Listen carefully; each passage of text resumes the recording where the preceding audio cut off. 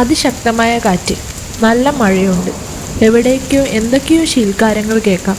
പ്രകൃതി ആടിത്തിമിർക്കുന്ന ആ കാട്ടിൽ അയാൾ ദിക്കറിയാതെ നടക്കുകയാണ്. ഒടുവിലെത്തിച്ചേർന്നത് പഴയ കാലത്തിൻ്റെ പ്രൗഢി വിളിച്ചോതുന്ന എന്നാൽ ഉപേക്ഷിക്കപ്പെട്ട ഒരു ക്ഷേത്രത്തിൽ. പുരാതന സംസ്കൃത മന്ത്രങ്ങൾ കൊത്തിയെടുത്ത പ്രവേശന കവാടത്തിന് കാലത്തിൻ്റെ മാറ്റങ്ങൾ പ്രകടമാണ്.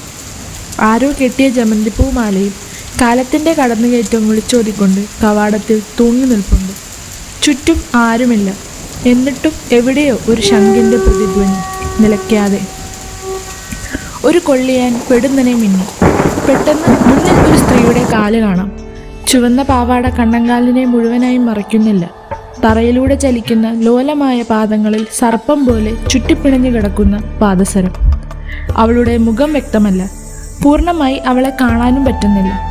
അവൾ അകത്തെ ശ്രീകോവിലേക്ക് നടന്നു കയറുന്നു. പിന്തുടരാനാവാതെ ആ അമ്പലത്തിൻ്റെ വാതിലിൽ അയാളും നിൽക്കുന്നു. പെട്ടെന്ന് എല്ലാം നിശബ്ദമായി. കണ്ണിനുള്ളിലേക്ക് വയലറ്റ് പ്രകാശം ഇരച്ചു കയറുന്നു. വരച്ചതാണോ അതോ ജീവനുള്ളതാണോ അതോ ഇനി തൻ്റെ തോന്നലാണോ എന്ന് മനസ്സിലാക്കാനാവാതെ രണ്ടു കണ്ണുകൾ ആ വയലറ്റ് പ്രകാശത്തിലൂടെ അയാൾക്ക് വ്യക്തമായി. കണ്ണിന് ചുറ്റും ഇതളുകളുള്ള താമര വിടരുന്നു. ബഹിരാകാശത്ത് പിടിച്ചു നിർത്തിയതുപോലെ. അതിന് ഒത്ത നടുവിൽ ഒരു ബിന്ദു. അതൊന്ന് തിളങ്ങിയോ? അറിയില്ല. പെട്ടെന്ന് അലാറം അടിച്ചു. വിയർത്ത് കുളിച്ച അയാൾ ചാടി എഴുന്നേറ്റു. കിതപ്പ് മാറാതെ തന്നെ അയാൾ കണ്ടതിനെക്കുറിച്ച് ആലോചിച്ചിരുന്നു. എന്താണ് ആ കണ്ണ്? ആ അമ്പലം? എന്തുകൊണ്ടാണ് ഇത് ഇടയ്ക്കിടെ കാണുന്നത്?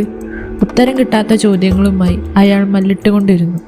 പുരികങ്ങൾക്കിടയിൽ എന്തോ ഒരു തരിപ്പ് ഉണ്ടായി വരുന്നത് അയാൾക്ക് അനുഭവപ്പെട്ടു. സ്വപ്നങ്ങളിൽ താൻ കാണുന്ന അതേ വയലറ്റ് പ്രകാശം അയാളുടെ കണ്ണിലേക്ക് വീണ്ടും അടിച്ചു കയറി.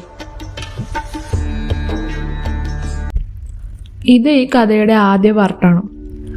അടുത്ത പാർട്ട് നിങ്ങൾക്ക് വേണമെന്നുണ്ടെങ്കിൽ തീർച്ചയായും കമൻറ്റ് ചെയ്യാം. ഇഷ്ടപ്പെട്ടിട്ടുണ്ടെങ്കിൽ ചാനൽ സപ്പോർട്ട് ചെയ്യാം. Thank you.